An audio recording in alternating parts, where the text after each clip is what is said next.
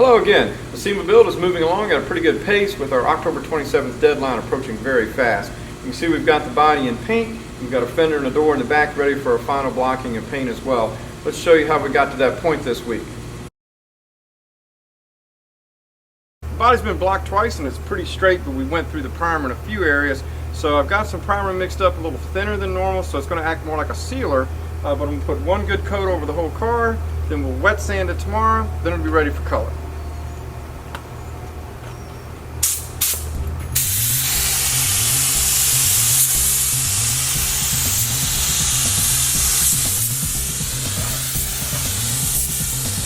With the body final blocked and some more guide coat put on, we're going to wet sand it with 400, then it'll be ready to paint.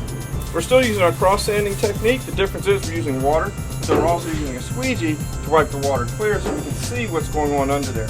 Now once we get a solid gray, we know we're at 400, but some of this, where we can see the powder still there, and some of the smaller sand scratches in the 220, then we know we haven't sanded enough and we have to keep doing that until it's all out. Here you can see the smooth gray and some of the splotches of where the powder is, where the low spots are. We're going to keep sanding those until it's all perfectly flat. With the body wet sanded, it's time to pressure wash it off, and that includes the inside as well as underneath, and also the actual rotisserie itself. Everything that's going to go into the booth needs to be pressure washed completely clean, so we don't want to take any dirt into the booth with us.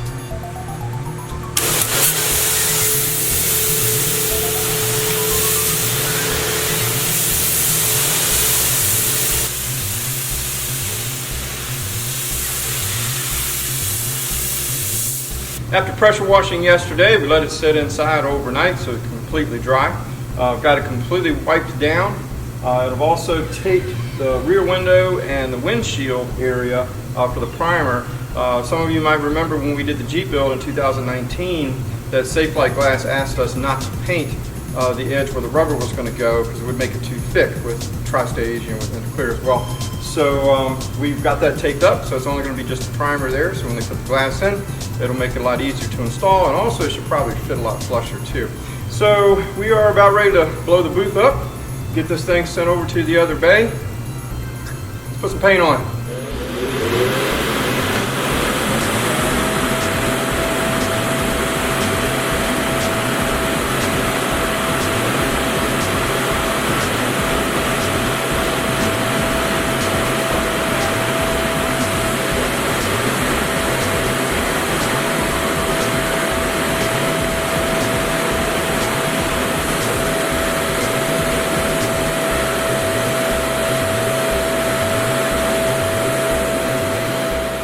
It only took about 7 minutes to inflate the booth. The room closest to you is a small room for mixing paint separate from the main booth. The reason it's so bulbous looking is because we haven't taken the covers off of the filters yet.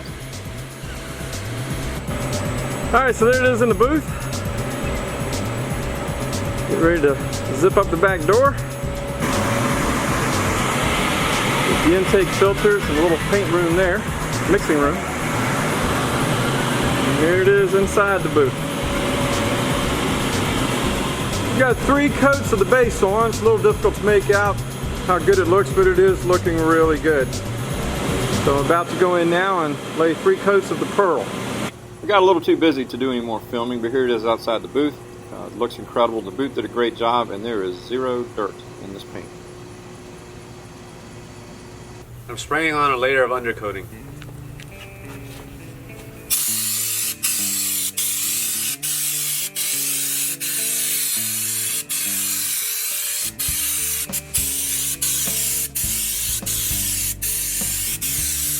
The undercoating is complete and looks fantastic. The detail of this just makes the car overall look that much cleaner.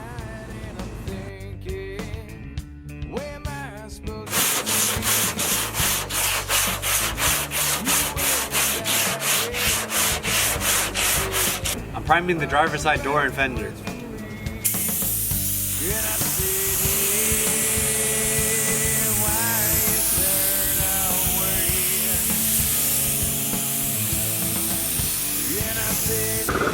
I enjoy watching students teach other students. Here Alejandro is teaching Anthony how to spray primer.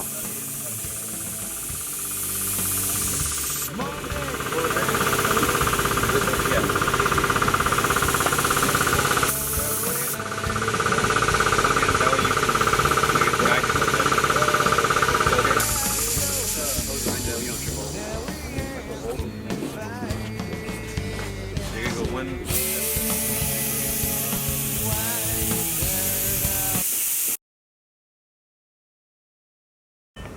Putting the plugs in that Mazda definitely fixed the missing problem that it had, but it came back with an EVAP code for a slight leak that we need to check out. Odds are it's something we did. You can see this EVAP hose isn't all the way up on the nipple far enough. I guess my quality control was off a little bit that day. But releasing the clamp, putting the hose on all the way, and then putting the clamp back on will soon take care of the problem. Next time on Bulldog Builds, we should have that door and fender ready for some paint. And I've also got some students going to the Virginia State Fair next week to compete in a competition, so we'll let you know how that turned out. And I'm also going to let you know what my plan is for that corn thresher that I bought at the auction a few weeks ago. See you next week.